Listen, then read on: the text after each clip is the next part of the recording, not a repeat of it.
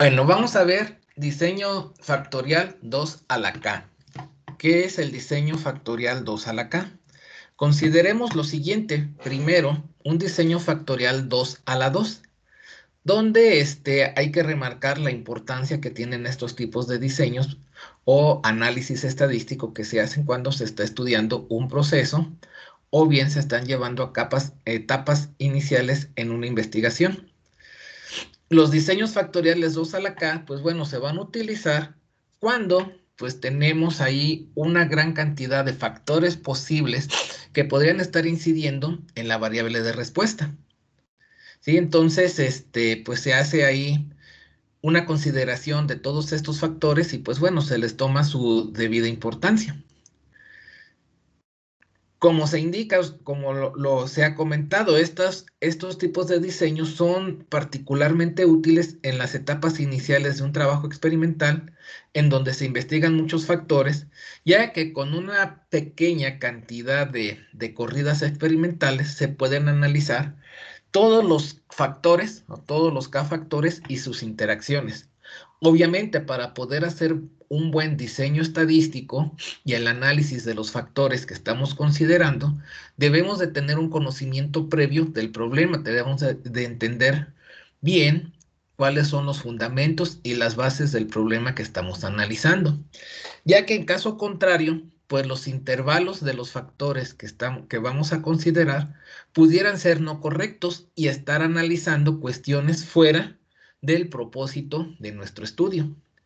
Es importante remarcar nuevamente que el análisis estadístico, pues bueno, nos va a proporcionar información únicamente respecto a los intervalos en los cuales estamos estudiando, y es importante reconocer que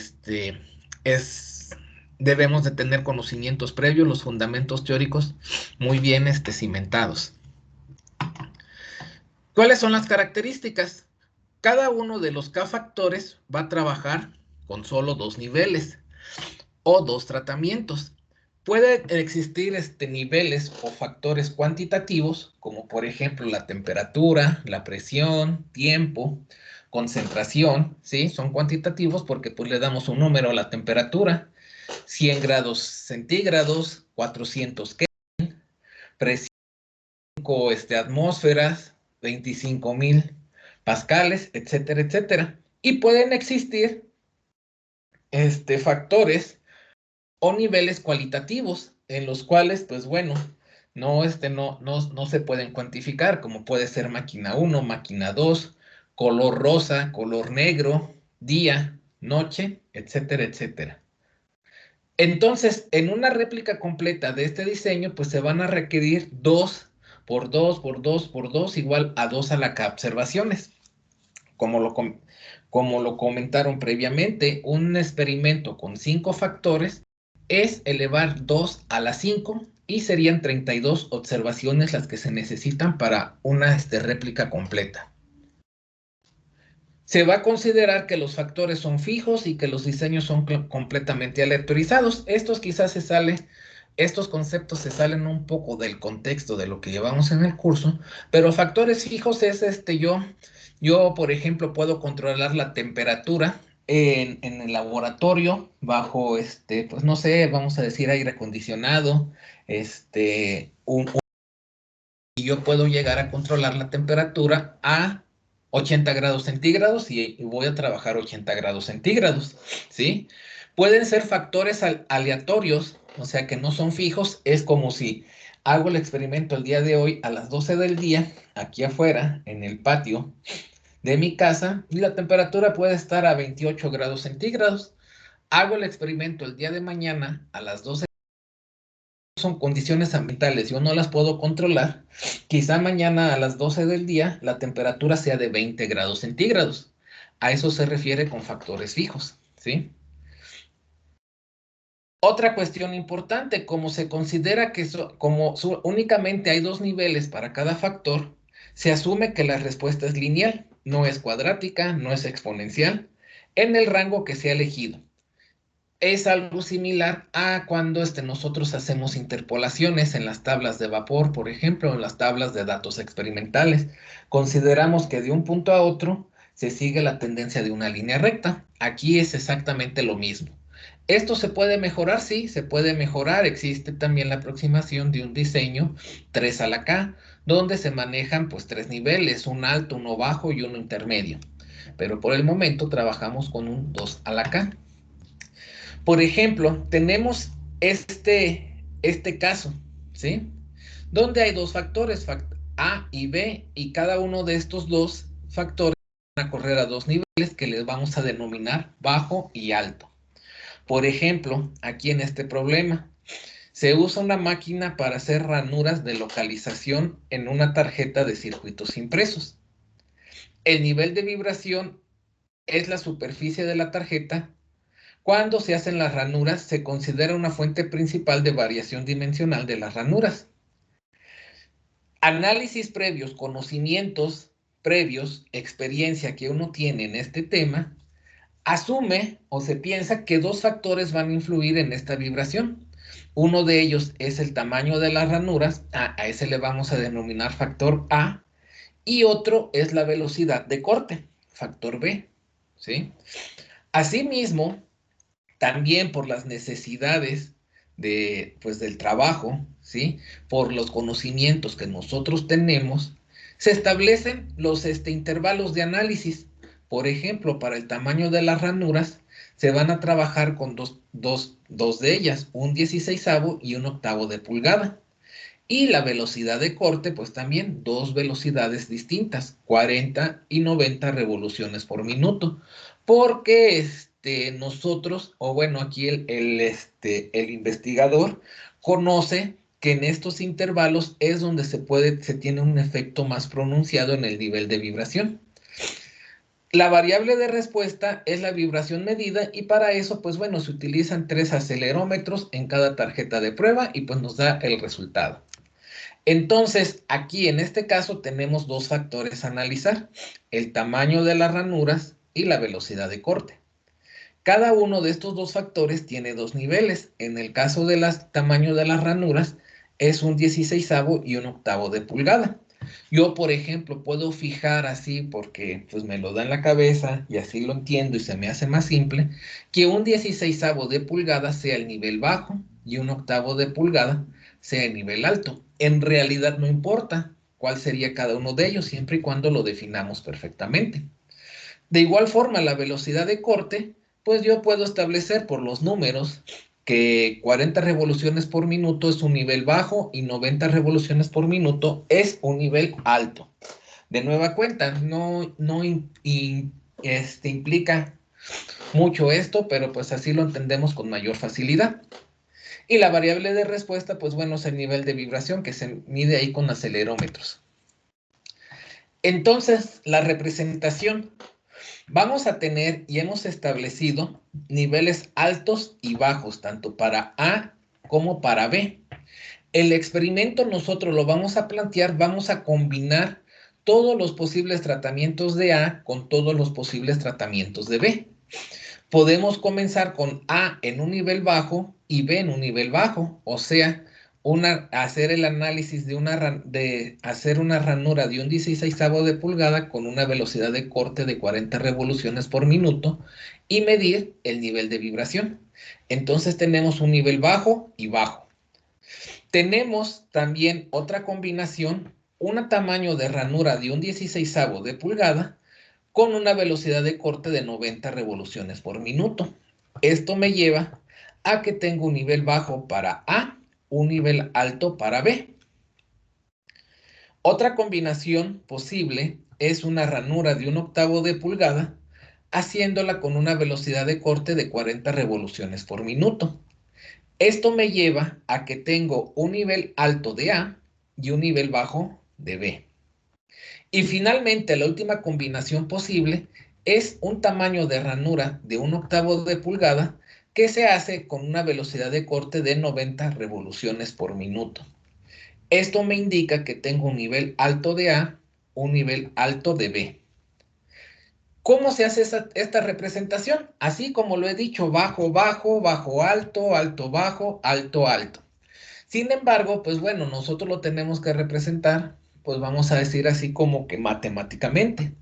Una alternativa es asignar al nivel bajo un 0, al nivel alto un 1. Y entonces en la primera combinación, por ejemplo, tendríamos 0, 0.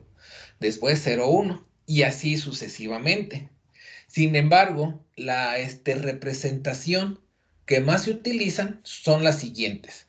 Cuando tenemos un nivel, le colocamos un signo menos. Y cuando tenemos un nivel alto, le colocamos un signo más o un signo positivo. Entonces, si yo veo menos y menos, eso me indica que estoy trabajando en los niveles bajos del factor A y del factor B, que yo previamente ya designé cuáles eran estos factores, ¿sí? El último caso, por ejemplo, donde tenemos un nivel alto en ambos factores, pues yo lo represento como más y más. Otra forma de representarlo y que se le conoce como etiquetas y que vamos a utilizar ampliamente para hacer los cálculos correspondientes es la siguiente.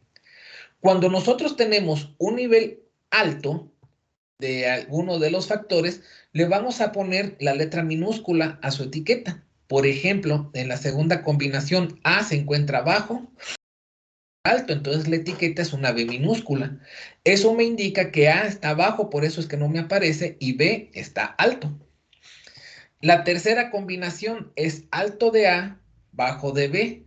La etiqueta correspondiente sería A minúscula. Esto me indica que A, el factor A, se encuentra en el nivel alto, o sea, un octavo de pulgada, y B, como no está presente, está en un nivel bajo, o sea, 40 revoluciones por minuto.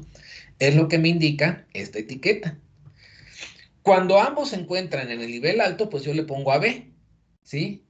Eso me indica que el factor A está en el nivel alto, B está en el nivel alto.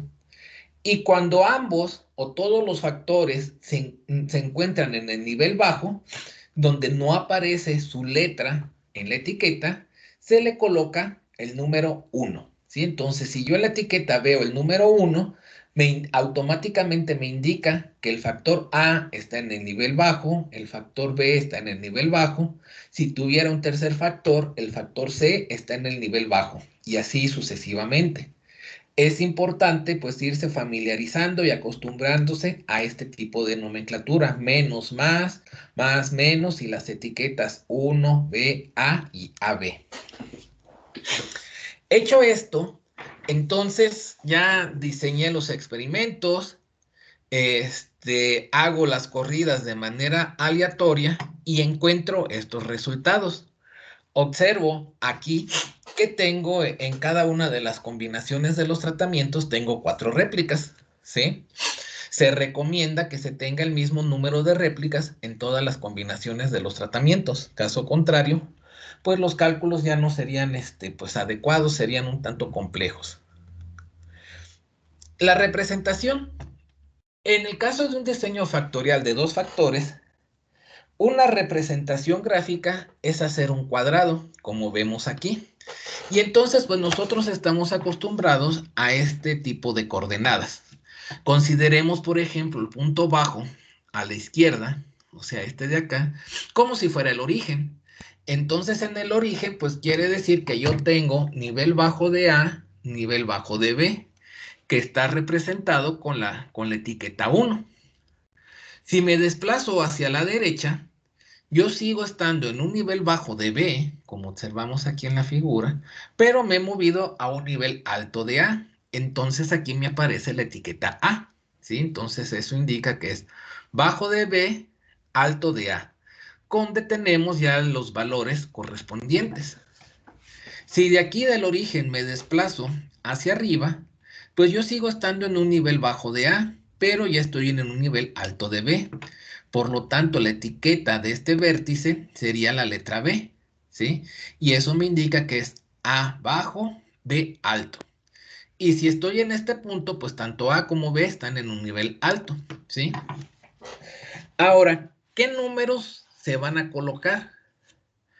En cada una de las etiquetas, si ustedes observan, se va a colocar la sumatoria que se tiene en las réplicas o en las observaciones para cada combinación de tratamientos.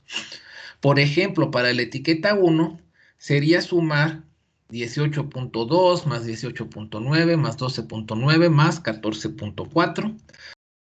Da que la etiqueta 1 es igual a 64.4. Para la etiqueta AB, por ejemplo, implicaría sumar 41 más 43.9 más 36.3 más 39.9 y esto me va a llevar a tener este valor en la etiqueta AB 161.9, o sea, la sumatoria de todas ellas, ¿sí? A continuación, yo puedo hacer una gráfica. Una gráfica donde, pues bueno, coloco en el eje de las X, por ejemplo, la velocidad de corte, coloco en el eje de las Y la variable de respuesta, que en este caso es el nivel de vibración, y pues bueno, yo puedo fijar aquí que las líneas corresponden al factor de que sería el tamaño de las ranuras. La línea azul es un 16avo, la línea roja de un octavo. Y aquí pues observamos diversas cuestiones, o sea, podemos ver si hay un efecto o no en la velocidad de corte, si hay un efecto o no en el tamaño de las ranuras. Si hubiera si hubiera un efecto en la velocidad de corte, o más bien si no hubiera un efecto en la velocidad de corte, pues yo iba a obtener el mismo nivel de vibración, ¿sí? O sea, prácticamente una línea horizontal. Eso ocurriría más o menos aquí cuando está trabajando con un 16avo de pulgada. Sin embargo, con un octavo de pulgada, pues no se observa una línea horizontal, se observa inclinado. Entonces, muy probablemente el análisis estadístico me indique que va a haber un efecto en, ¿cómo se llama? En la velocidad de corte. Por otro lado, si no hubiera un efecto en el tamaño de las ranuras, pues las líneas estuvieran completamente sobrepuestas una sobre de otra. La línea roja estaría sobre la línea azul. Como aquí hay diferencia, entonces eso me va a llevar a plantear que hay un efecto en el tamaño de las ranuras. Ahora, como las líneas no son paralelas, vemos claramente cómo esta está inclinada hacia de esta forma y la línea azul está inclinada en sentido contrario. Si yo prolongara estas líneas, pues puedo observar que hay una intersección. Entonces también puede ser que tengamos interacción entre los factores velocidad de corte y tamaño de las ranuras. No es algo tan conclusivo en este momento porque al menos en el espacio, en el espectro estudiado, que es esto de acá, no hay una intersección como tal. Entonces pudiera ser que no se vea afectado. Entonces, esta es la representación gráfica. Tomen especial atención. ¿Por qué? Porque pues esto lo van a hacer en cada uno de los ejercicios que se resuelvan posteriormente. Cuando yo hable de representación gráfica, esto es lo que tendrán que realizar. Y asimismo anotar las conclusiones preliminares que se obtienen de la gráfica. Ahora, para poder hacer el cálculo de cuadrados y con eso tener la tabla de análisis de varianza, hacer el análisis estadístico y tener unas conclusiones pertinentes, tenemos que hacer la siguiente análisis. Vamos a considerar aquí una variable que se le conoce como efecto. ¿Qué es el efecto? Es un efecto promedio de un factor que se define como el cambio de respuesta producido por un cambio en el nivel de este factor promediado para los niveles del otro factor. O sea, ¿qué tanto cambia aquí? ¿Cuál es el efecto de pasar de un nivel bajo de A hacia un nivel alto de A? ¿Qué tanto cambio, qué tanto afecta pasar de un nivel bajo de B, todo esto que tenemos aquí, a un nivel alto de B, que sería todo esto que tenemos acá? Básicamente es lo que me representa el efecto, ¿sí? Se desarrolla aquí esta como especie de sumatoria y pues se va a llegar a esto. Si ustedes observan, tenemos el nivel alto de A menos el nivel, o bueno, la sumatoria de las observaciones del nivel alto de A menos la sumatoria de las observaciones en el nivel bajo de A, dividido entre el total de observaciones que se tienen cada una de ellas, por eso es 2 por n. Para B, pues sería pues, algo similar.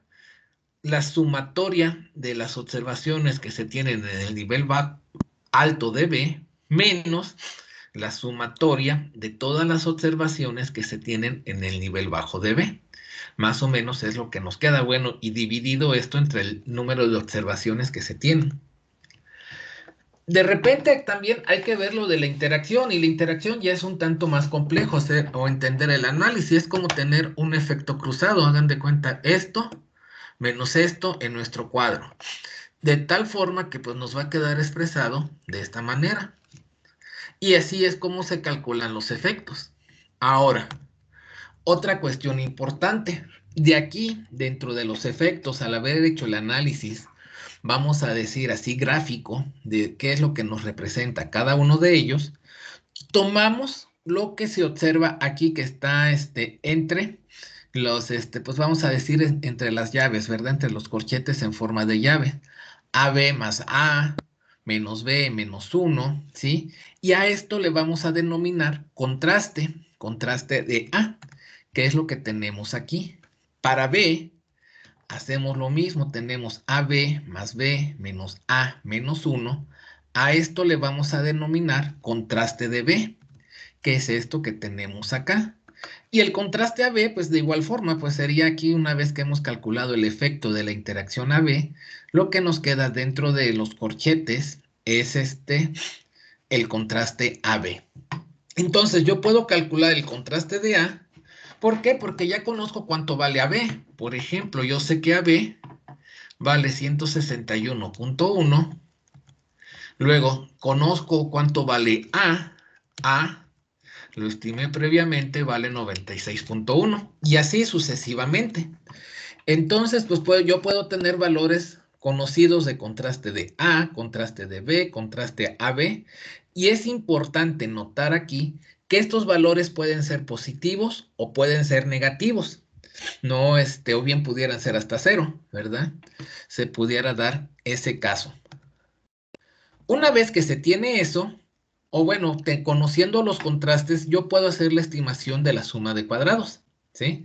Suma de cuadrados de A va a ser igual al contraste de A elevado al cuadrado dividido entre 4 por n. ¿Qué quiere decir esto? Entre el número de observaciones que tenemos para el tratamiento A, para el factor A, ¿sí? O sea, por ejemplo, en este caso, pues bueno, para el factor A, pues se van a tener 4 por n, o sea, ¿por qué? Porque tenemos de alguna forma 4 observaciones en los niveles, por ejemplo, bajos de A, ¿sí? O sea, que sería, por ejemplo, estas son 4 por el número de réplicas, ¿sí? Que son otras 4, en este caso en específico, ¿sí? Por eso es entre 4 por n.